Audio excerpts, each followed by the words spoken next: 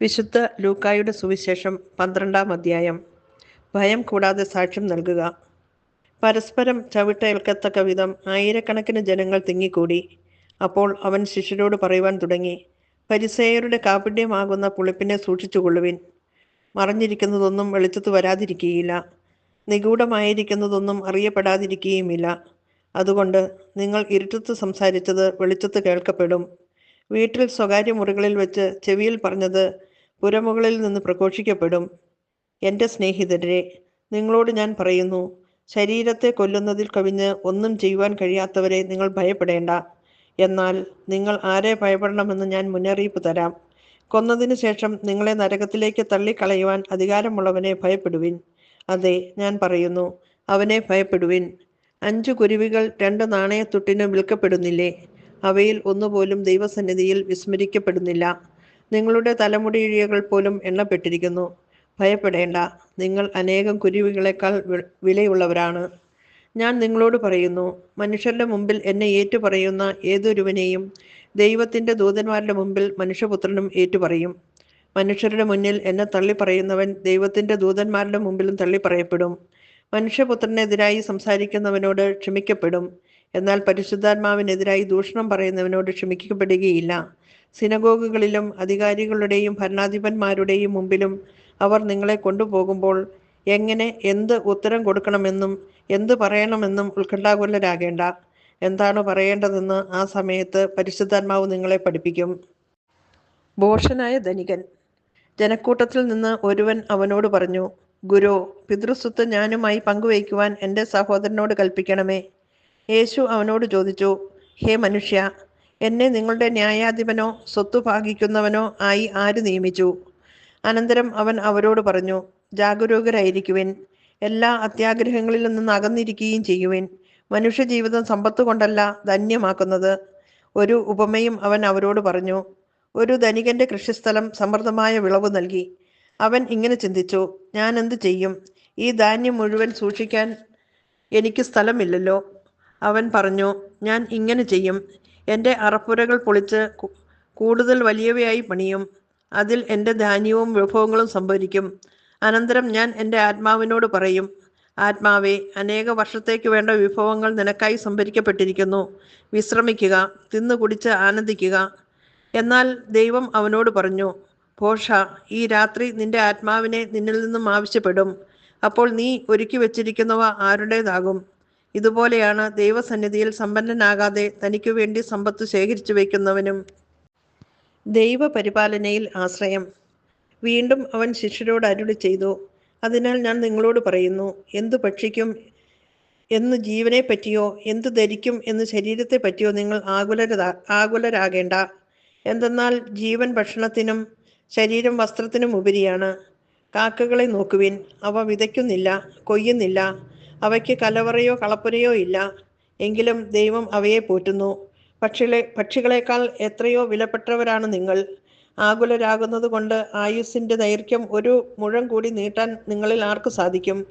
ഏറ്റവും നിസ്സാരമായ ഇതുപോലും ചെയ്യാൻ നിങ്ങൾക്ക് കഴിവില്ലെങ്കിൽ മറ്റുള്ളവയെപ്പറ്റി ആകുലരാകുന്നതെന്തിന്? ലില്ലികളെ നോക്കുവിൻ, അവ നൂൽ നൂൽക്കുകയോ വസ്ത്രം നെയ്യുകയോ ചെയ്യുന്നില്ലല്ലോ. എങ്കിലും ഞാൻ നിങ്ങളോട് പറയുന്നു, സോളമൻ പോലും അവൻ്റെ സർവ്വമഹത്വത്തിലും അവയിൽ ഒന്നിനെ പോലും അലങ്കൃതനായിരുന്നില്ല. ഇന്നുള്ളതും നാളെ തീയിൽ എറിയപ്പെടുന്നതുമായ വയലിലെ പുല്ലിനെ ദൈവം ഇത്രമാത്രം അണിയിക്കുന്നെങ്കിൽ അല്പവിശ്വാസികളെ, നിങ്ങളെ എത്രയധികം അണിയിക്കുകയില്ല. എന്തു തിന്നുമെന്നോ എന്തു കുടിക്കുമെന്നോ അന്വേഷിക്കേണ്ട, ആകുലചിത്തരാകുകയും വേണ്ട. ഈ ലോകത്തിൻ്റെ ജനതകളാണ് ഇതെല്ലാം അന്വേഷിക്കുന്നത്. നിങ്ങൾക്ക് ഇതെല്ലാം ആവശ്യമാണെന്ന് നിങ്ങളുടെ പിതാവിനറിയാം. നിങ്ങൾ അവിടുത്തെ രാജ്യം അന്വേഷിക്കുവിൻ, ഇവയെല്ലാം അതോടൊപ്പം നിങ്ങൾക്കും ലഭിക്കും. ചെറിയ അജഗണമേ, ഭയപ്പെടേണ്ട. എന്തെന്നാൽ നിങ്ങൾക്ക് രാജ്യം നൽകുവാൻ നിങ്ങളുടെ പിതാവ് പ്രസാദിച്ചിരിക്കുന്നു. നിങ്ങളുടെ സമ്പത്ത് വിറ്റ് ദാനം ചെയ്യുവിൻ. പഴകിപ്പോകാത്ത പണസഞ്ചികൾ കരുതി വയ്ക്കുവിൻ. ഒടുങ്ങാത്ത നിക്ഷേപം സ്വർഗത്തിൽ സംഭരിച്ചു വയ്ക്കുവിൻ. അവിടെ കള്ളന്മാർ കടന്നു വരികയോ ചിതൽ നശിപ്പിക്കുകയോ ഇല്ല. നിന്റെ നിക്ഷേപം എവിടെയോ അവിടെ നിന്റെ ഹൃദയവും. സദാ ജാഗരൂകരായ ഭൃത്യന്മാർ, നിങ്ങൾ അരമുറുക്കിയും വിളക്ക് കത്തിച്ചും ഇരിക്കുവിൻ. തങ്ങളുടെ യജമാനൻ കല്യാണ വിരുന്ന് കഴിഞ്ഞ് മടങ്ങി വന്ന് മുട്ടുന്ന ഉടനെ തന്നെ തുറന്നു കൊടുക്കുവാൻ അവൻ്റെ വരവും കാത്തിരിക്കുന്നവൻ്റെ പോലെ ആയിരിക്കുവിൻ. യജമാനൻ വരുമ്പോൾ ഉണർന്നിരിക്കുന്നവരായി കാണുന്ന ഭൃത്യന്മാർ ഭാഗ്യവാന്മാർ. സത്യമായി ഞാൻ നിങ്ങളോട് പറയുന്നു, അവൻ അരമുറുക്കി അവരെ ഭക്ഷണത്തിലെത്തുകയും അടുത്തു ചെന്ന് അവരെ പരിചരിക്കുകയും ചെയ്യും. അവൻ രാത്രിയുടെ 2-ാം യാമത്തിലോ 3-ാം യാമത്തിലോ വന്നാലും അവരെ ഒരുക്കമുള്ളവരായി കണ്ടാൽ ആ ഭൃത്യന്മാർ ഭാഗ്യവാന്മാർ. ഇത് അറിഞ്ഞുകൊള്ളുവിൻ, കള്ളൻ ഏതു മണിക്കൂറിൽ വരുമെന്ന് ഗൃഹനായകൻ അറിഞ്ഞിരുന്നുവെങ്കിൽ തൻ്റെ വീട് കുത്തിത്തുറക്കുവാൻ അനുവദിക്കുമായിരുന്നില്ല. നിങ്ങളും ഒരുങ്ങിയിരിക്കുവിൻ, എന്തെന്നാൽ പ്രതീക്ഷിക്കാത്ത മണിക്കൂറിലാണ് മനുഷ്യപുത്രൻ വരുന്നത്.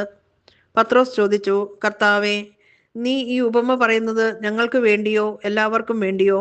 അപ്പോൾ കർത്താവ് പറഞ്ഞു, വീട്ടുജോലിക്കാർക്കും യഥാസമയം ഭക്ഷണം കൊടുക്കേണ്ടതിന് യജമാനൻ അവരുടെ മേൽ നിയമിക്കുന്ന വിശ്വസ്തനും വിവേകിയുമായ കാര്യസ്ഥൻ ആരാണ്? യജമാനൻ വരുമ്പോൾ ജോലിയിൽ വ്യാപൃതനായി കാണപ്പെടുന്ന ഭൃത്യൻ ഭാഗ്യവാൻ. സത്യമായി ഞാൻ നിങ്ങളോട് പറയുന്നു, അവൻ തൻ്റെ സകല സ്വത്തുക്കളുടെയും മേൽ അവനെ നിയമിക്കും. എന്നാൽ ആ ഭൃത്യൻ തൻ്റെ യജമാനൻ വരാൻ വൈകും എന്ന് ഉള്ളിൽ കരുതി യജമാനൻ്റെ ദാസന്മാരെയും ദാസിമാരെയും അടിക്കാനും തിന്നുകുടിച്ച് ഉന്മത്തനാകാനും തുടങ്ങിയാൽ പ്രതീക്ഷിക്കാത്ത ദിവസത്തിലും അറിയാത്ത മണിക്കൂറിലും യജമാനൻ വരികയും അവനെ ശിക്ഷിച്ച് അവൻ്റെ പങ്ക് അവിശ്വാസികളുടെ കൂടെ ആക്കുകയും ചെയ്യും.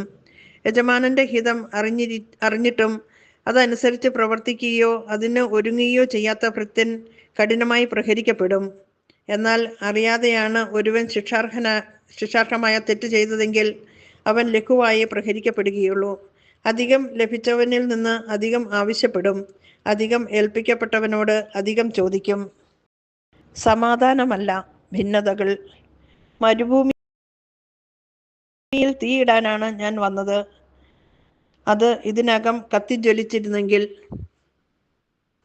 എനിക്ക് ഒരു സ്നാനം സ്വീകരിക്കാനുണ്ട്. അത് നിവൃത്തിയാകുവോളം ഞാൻ എത്ര ഞെരുങ്ങുന്നു.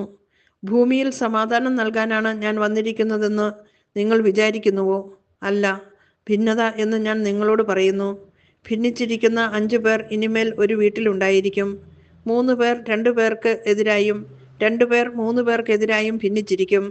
പിതാവ് പുത്രനും പുത്രൻ പിതാവിനും എതിരായും അമ്മ മകൾക്കും മകൾ അമ്മയ്ക്കെതിരായും അമ്മായിയമ്മ മരുമകൾക്കും മരുമകൾ അമ്മായിയമ്മയ്ക്കും എതിരായും ഭിന്നിക്കും. കാലത്തിൻ്റെ അടയാളങ്ങൾ വിവേചിക്കുവിൻ. അവൻ ജനക്കൂട്ടത്തോട് പറഞ്ഞു, പടിഞ്ഞാറ് മേഘം ഉയരുന്നത് കണ്ടാൽ മഴ വരുന്നു എന്ന് നിങ്ങൾ പറയുന്നു. അങ്ങനെ സംഭവിക്കുകയും ചെയ്യുന്നു. തെക്കൻ കാറ്റടിക്കുമ്പോൾ അത്യുഷ്ണമുണ്ടാകും എന്ന് നിങ്ങൾ പറയുന്നു. അത് സംഭവിക്കുന്നു.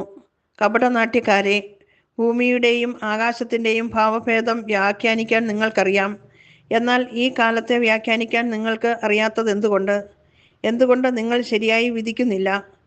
നീ നിന്റെ ശത്രുവിനോട് കൂടെ അധികാരിയുടെ അടുത്തേക്ക് പോകുമ്പോൾ വഴിയിൽ വെച്ച് തന്നെ അവനുമായി രമ്യതപ്പെട്ടുകൊള്ളുക. അല്ലെങ്കിൽ അവൻ നിന്റെ ന്യായാധിപൻ്റെ അടുത്തേക്ക് കൊണ്ടുപോവുകയും ന്യായാധിപൻ നിന്നെ കാരാഗൃഹ പാലകനെ ഏൽപ്പിക്കുകയും അവൻ നിന്നെ തടവിലാക്കുകയും ചെയ്യും. അവസാനത്തെ തുട്ടുവരെ കൊടുക്കാതെ നീ അവിടെ നിന്നും പുറത്തു വരികയില്ല എന്ന് ഞാൻ നിങ്ങളോട് പറയുന്നു.